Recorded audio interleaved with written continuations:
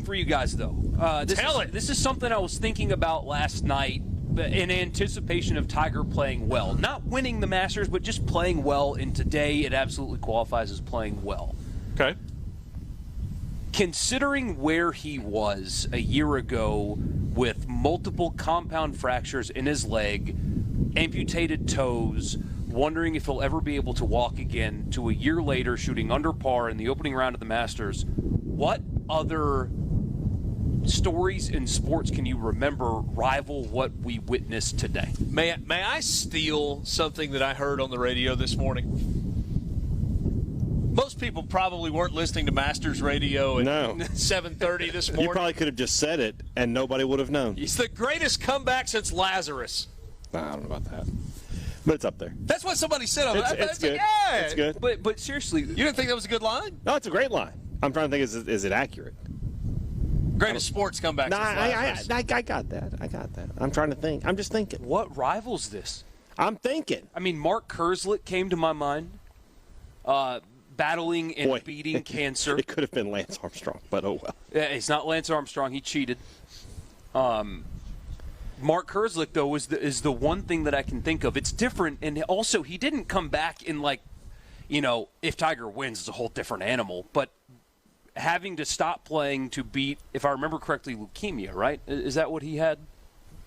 Anyway, returning from beating cancer and we're talking red bandana, right? Boston College? He played at Boston College. Red bandana's a 9/11 story. Okay, I got it. Thank you. Of course, those two things coincide. You play at Boston College, you wear red bandana gear. But yeah, he played at Boston College, beat cancer, had to step away from the game to battle cancer, took pounds and pounds and pounds off his body, was a real struggle, came back and played in the NFL after beating cancer. What other comeback stories rival something like those two guys? I can't think of anything as good as this.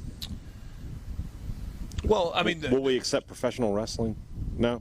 Okay. I think so. If it was real, it's not real. Oh, it was a story. If it was a real guy that really got hurt, Flair broke his neck, and there's a golf parallel.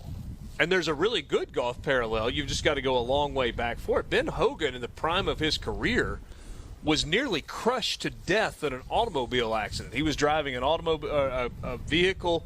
There was a bus coming down the wrong lane.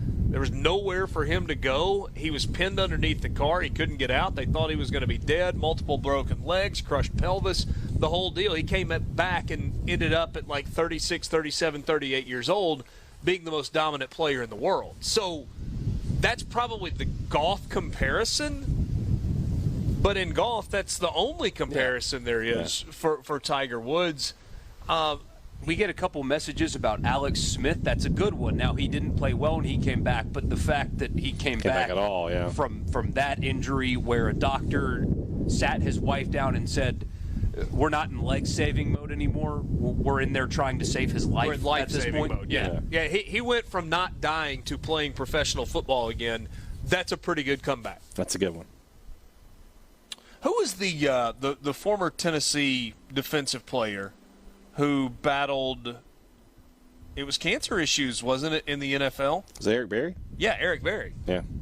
A great comeback story there. All-American in college, just an absolute star. Yeah, that's a good one. Falls apart in the NFL, kind of makes the comeback. So many guys now in baseball are having UCL surgery. They're dealing with Tommy John surgery. That's just turned into, and please understand, I'm not belittling it, but that's turned into dime a dozen stuff. Yeah. Because it's so common right now. And people come back from it so strong. Guys come back from ACL injuries all the time to get to where they were previously. But, yeah, I mean, when you take into the fact that you're talking about either the best or the second best golfer to ever live, who has had, I've lost track, is it 6 back and spine surgeries? 6 or 8? It's at least 5. It's a massive amount. And one of them was called spinal fusion. And he wasn't playing golf when he had his automobile accident because he was recovering from a spinal fusion surgery. Yeah, he was doing some charity stuff, like low-key, not competitive. he wasn't driving that car at a low key rate. Though. No, he was not. Yeah, doing 80 through the canyons there in LA, not a great plan. But yes, to your point, the conversation was about amputation of his leg, Multiple bones sticking out of it. multiple compound fractures. The conversation was about whether or not he would ever walk again. We talked about it on the show. Borky, you mentioned it either yesterday or the day before. You looked at Tiger Woods and you're like, I hope he's able to walk on a golf course with his son. Never mind playing competitive golf again. Never minding shooting 1 under in his opening round at the Masters 14 months later. I'm talking about ever walking again. And it's just an incredible story.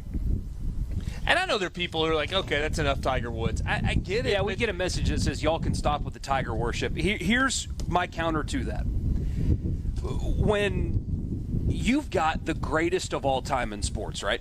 Mm-hmm. Because you can say Jack Nicklaus, that's fine. Nobody has dominated and done more for their sport than Tiger Woods has for golf. It's not worship, it's acknowledgement of greatness that is happening right in front of us right now. How many people talk about players that are no longer playing their sport? I mean, how often do you hear about Michael Jordan still? He's in his 50s. How often do people still talk about Barry Bonds? I mean, he got snubbed from the Hall of Fame, and that was a big conversation. Pete Rose, greatest hitter ever, not in the Hall of Fame. Those kind of conversations, that guy's still playing in front of us right now. The kind of guy who, when we're dead and gone, people will still talk about his dominance. And he's still playing right now. Yeah. How could you be a sports fan, let alone a sports broadcaster, and not appreciate what is unfolding here? I don't get it. You cannot like the guy and still appreciate what he's doing here. It's unfathomable what he's doing here. I talked to somebody last night, like, yeah, I'm not a Tiger fan. I was like, really? And she was like, yeah, just didn't really do it for me. She's like, I respect that he's really, really good, but not a fan. And not everybody is. Some of the other great comebacks in sports. Scott in Gulfport says Rocky Blyer. We get an Alex Smith. Tom says greatest comeback since Ricky Bobby. Ben Hogan is the greatest comeback. Another one for Alex Smith. Tin Cup without alcohol. One of the all-time great comebacks. Roy McAvoy. I mean, I can't say that on the air, I don't think. I got time for a quick bucket. Gus from the Gods. Evander Holyfield coming back with half an ear. Okay. James Conner. That's a good one. That's another really good one that I didn't think of.